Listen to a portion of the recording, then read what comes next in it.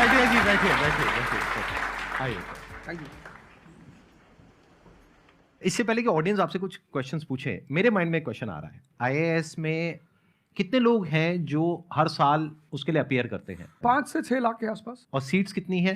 1000 approximately. तो जिनका हो जाता है उनके बारे में तो सब बात करते हैं, जिनका नहीं होता है, जिन्होंने पूरी जान लगाई और जिनका नहीं हुआ, उनके उनका रिश्तेदार क्या होता है? उनके रिश्तेदार उनकी चिंता करते हैं। वो फिर उनकी चिंता करते हैं। नहीं, मैं आ रहा हूं, मैं आपके क्वेश्चन पे आ रहा हूं। ये पॉइंट इंटरेस्टिंग है, मैं समझना चाहूंगा कैसे। मैं बता रहा हूं। हाँ, मैं दोनों मुद्दों पे बता। हम सब हारने से डरते हैं, और मजेदार बात है कि वो डर हमारी हार की वजह बनता है। 98% केसेस में हारने से क्यों डरते हैं? क्योंकि हम जानते हैं अगर हम हारेंगे तो जो पीछे 3 लोग बैठे हैं ना, रिश्तेदार, रिलेटिव्स और फ्रेंड, वो जीने नहीं देंगे। आप जब भी आईएएस की तैयारी करें, पहला अटेम्प्ट आपका सीरियस अटेम्प्ट होना चाहिए। आपने तैयारी किया एंड बेसिक्स तैयार किए, आपने प्रीलिम्स के क्वेश्चंस आप सॉल्व कर चुके हैं, तब आप एग्जाम देने जाइए। सिर्फ एक अटेम्प्ट दीजिए। जिसने भी पहला अटेम्प्ट सीरियस दिया उसको दोबारा तैयारी नहीं करनी पड़ती, रिवीजन करना पड़ता है। भाई आप देखो ना, जितने सारे सेलेक्ट लड़के होते हैं उसमें बहुत सारे नौकरी कर रहे होते हैं, जॉब कर रहे होते हैं। कुछ लोग मुझसे पूछते हैं सर जॉब करते वक्त तैयारी हो सकती है? नहीं, जॉब करते वक्त तैयारी तो नहीं हो सकती, जॉब करते वक्त रिवीजन हो सकता है। 3 hours per day, 4 hours per day. तो मेरी एडवाइस ये है, क्योंकि ये एक बहुत रिस्की खेल है ये। मैं खुद ही बाहर हुआ, और फिर मैं कितने लोगों को देखता हूं जो 5-5, 6-6 अटेम्प्ट के बाद बाहर होते हैं। तो जिनको भी इस गेम में शामिल होना है, एक अटेम्प्ट सीरियसली आपका होता है, बहुत अच्छा है। आपको मैक्सिमम रिस्क लेना है तो आप 2 ले लो, उसके बाद आप अपना काम शुरू करो जो आपका सेकंड लाइन थॉट था। कोई लॉयर बनना चाहता है, कोई मेडिकल लाइन में जाना चाहता है, कोई मतलब जो भी आप एंटरप्रेन्योर बनना चाहते हैं आप करो, लेकिन अपने वो रिवीजन वाले 4 आवर बचा के रखो। आपने कितने अटेम्प्ट्स दिए थे सर? 4 अटेम्प्ट्स आपने दिए थे। और आपने कहीं से कोचिंग ली थी, यानी लाखों रुपए दिए थे कोचिंग में? नहीं, तब लाखों नहीं थे, तब हजारों थे। अच्छा, हजारों रुपए आपने खर्च करे थे, और आप एक मिडिल क्लास बैकग्राउंड से थे। तो टोटल 4 साल में आपका कितना पैसा लग गया होगा? रहना, खाना, पीना, और आपने तो पूरी तैयारी करी होगी, साथ में कुछ और नहीं किया होगा? I think so. कुछ नहीं किया, बिल्कुल। तो कितना आपका 4 साल में अच्छा खासा पैसा 5-6 लाख रुपए लगे। 5-6 लाख रुपए उस समय लगे। आज के समय पे अगर किसी को कोचिंग लेनी है तो आई थिंक इससे 3-4 गुना, 5 गुना आराम से लगेगा। तो 15-20 लाख रुपए उस इंसान का लग गया, और वो है एक मिडिल क्लास बैकग्राउंड से।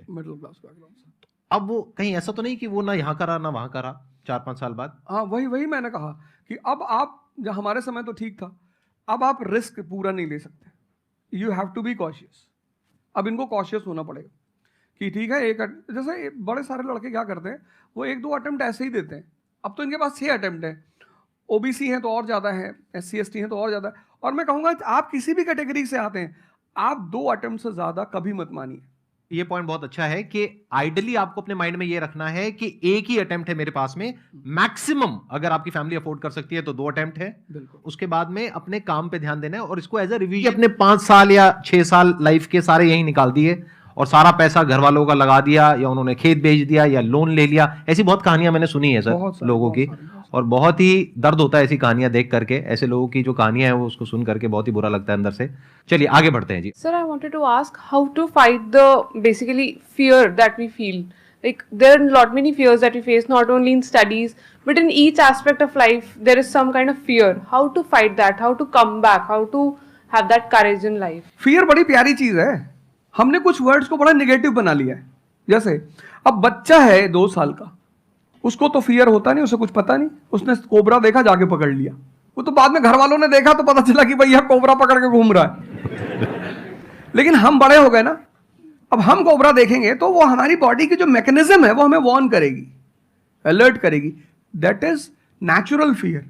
वो अच्छी चीज है। जिस चीज की आप बात कर रहे हो वो फियर नहीं है, वो ओवर थिंकिंग है। आज का जो युवा है वो फियर से परेशान नहीं है, वो ओवर थिंकिंग से परेशान है। अब ये ओवर थिंकिंग क्यों है, उस फैक्टर पे आते हैं। ओवर थिंकिंग की वजह क्या है? ओवर थिंकिंग की वजह यह है कि आज का समाज इतना एक्सपैंड कर चुका है। You are outside your house, तुमको तुम्हारी दोस्त मिल गई कि मैं कल लंदन से आई, क्या लाइफ है लंदन में यार, और मैं तो ये कर रही वो कर रही। आपको लगा हम ही पागल हैं यार, आईएएस की तैयारी कर। फिर शाम को किसी फ्रेंड का फोन आ गया, कि मैं तो अब ऑस्ट्रेलिया जा रही हूं, मैं तो वहीं सेटल हो जाऊंगी। 90s में हमारे पास इतने स्कोप नहीं थे। हमारी जो लाइफ थी वहां ओवर थिंकिंग इसलिए नहीं थी, आपने भी सर देखा होगा, क्योंकि हमारे पास इतने स्कोप नहीं थे। आज तुम्हारी जनरेशन में यू हैव मल्टीपल फील्ड्स